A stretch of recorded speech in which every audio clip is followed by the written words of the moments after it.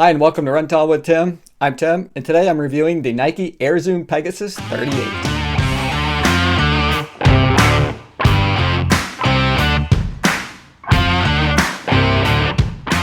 Now before I get into it too far, I always like to demonstrate what it looks like to run in the shoes I'm about to review for you. So let's do that, but then when we come back together, we're going to take a real close look at the Nike Air Zoom Pegasus 38.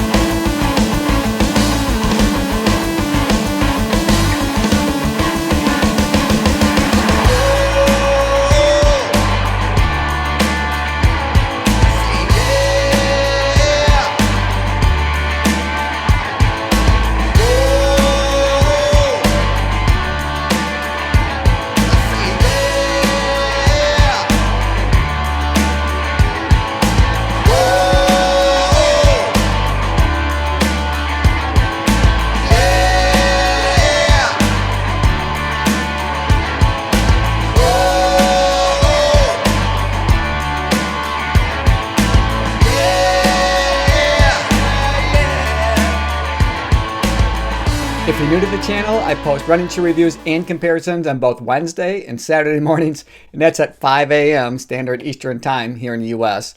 I also like to post other videos related to running, but I'm never sure what day of the week that's going to be or even what time. So if you enjoy watching running shoe reviews and other videos related to running, be sure to subscribe to the channel and click the notification bell so that you'll be notified each time that I upload new content. Now these are a neutral road shoe. I ordered them true to size. They cost $120 US. They came in at 9.9 ounces for a men's size 9 on my scales, or 282 grams. So I'm going to talk about the fit first. Up in the toe box, we've got just a little bit more room than what we had in the Pegasus 37 in order to be able to splay our toes, and that feels terrific. They kept or maintained that solid lockdown feeling across the midfoot, so that was awesome. So you feel locked in and secure all the way back to the heel cup of the shoe.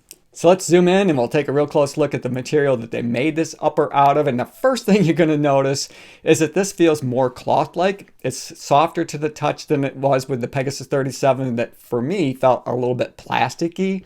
And they have a sandwich meshed material design. So they have a couple layers of material here. So consequently, it does run warm underfoot, but it is very comfortable and it's very flexible. So I never felt like it was inhibiting my gait at all. So all the way from my heel strike through to my toe off, I felt natural, flexible, and smooth. So I never felt restricted by the upper.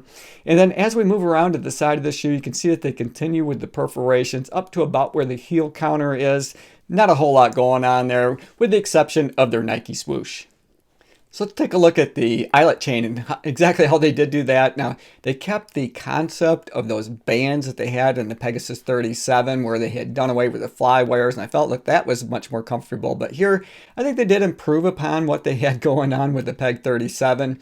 They kept the parts that I like the most, and that's that banded feeling across my midfoot. The way that they achieved that is they changed the bands and what they're made out of. With the Peg 37, it was somewhat of plastic or maybe a fake leather. I'm not sure what they used. But here, for the bands, they've used more of a cloth style material. And how they've achieved it is they sewed the one side in basically to the upper part of the material, and then it wraps around and goes all the way down and sewed into the midsole of the shoe. So you truly do feel like you're banded across your midfoot, and that locks you in nice and secure all the way back to your heel cup. Now they also included that extra eyelet up there in case you want to run with the runner's knot. I always appreciate that. I don't always do, but it's nice to have that option should I want to. So let's take a look at the tongue. Now this is a more padded tongue than what they had in the 37 version.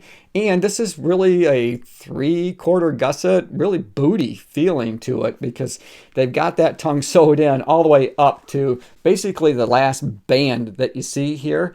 That material goes all the way up there, so you never have to worry about your tongue migrating around or anything along those lines. It lays nice and flat across your top of your foot.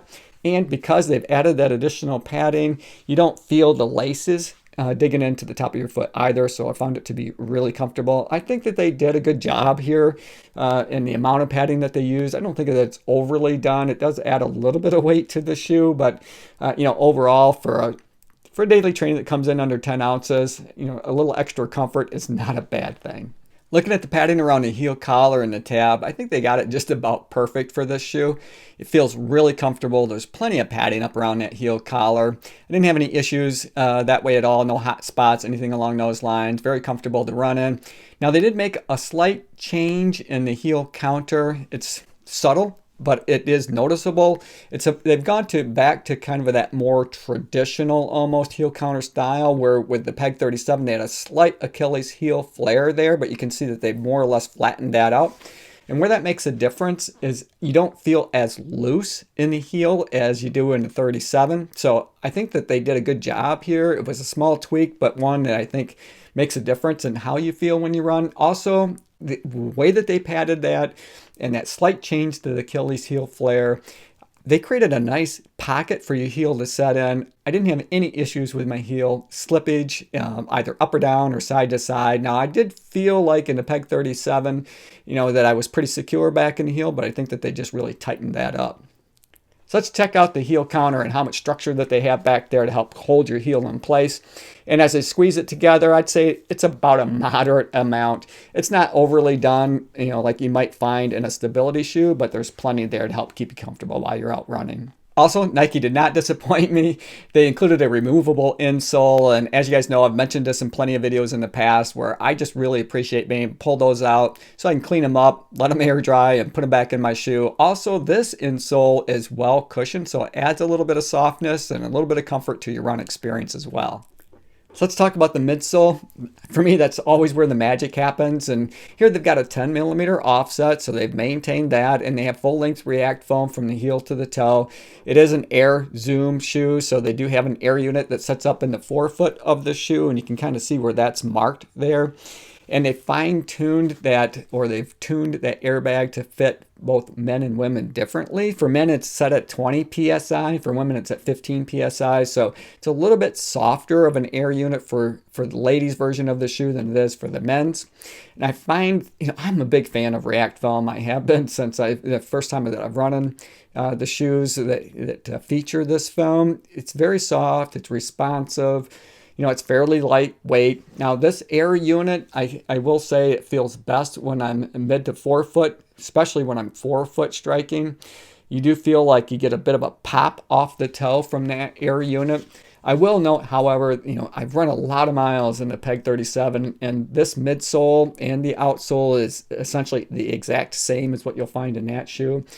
And over time, I found that the longer that my run experience is in them, the more that I feel that airbag. So I'd love this shoe for up to about 10 miles. After that, it kind of starts to lose its appeal for me. So I might get blasted by some people for saying that, but that's my experience in these. So just wanted to share that with you.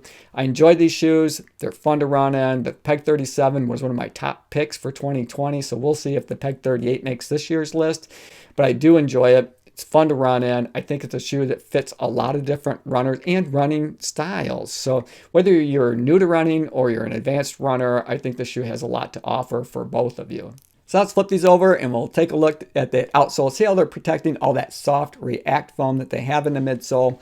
And right away, you're going to notice that they have basically 3 different styles of blown rubber here on that outsole material. I'm going to start with the blue, which begins here in the heel, runs along the medial or the arch side of your shoe, right up through to the forefoot and your toe off. It features a waffle pattern. So it not only protects that soft React foam that they have in the midsole, but it gives you a little bit of traction too. And I've had these out on some wet pavement, out in some hard packed dirt trails, and it's done a really good job of making me feel secure when I've been out running. They also have rubber in the high abrasion areas around in the heel, as well as in the toe off area. So those are typically areas where you do see wear first in a running shoe. And then they have a softer rubber, blown rubber on the lateral side of the shoe, which they often call a crash zone, because when you're coming down through your gait cycle, typically you're landing on that lateral side first. So it helps to soften the impact of your foot strike as you move through your gait cycle. Now, in terms of performance, I found this shoe to be fun to run in. It's a natural feeling, smooth transition through my gait cycle from my foot strike all the way through to my toe off. It is accommodating if you're a heel striker. It does have a nice bevel on the heel, which aids in that transition from the heel to the toe. It's soft. It's cushioned, it's responsive. It's not the lightest daily trainer that's out there, so I like to use this more for, those easy run days where I'm not necessarily trying to set a best PR kind of a thing. But they are light enough. If you want to pick up the pace, you can, and you'll feel comfortable doing that. Hey, I hope you guys enjoyed the video. I enjoyed making it for you. Thanks for making it to the end. As always, run tall, run strong, be kind to one another. Thanks for watching, and we'll see you next time.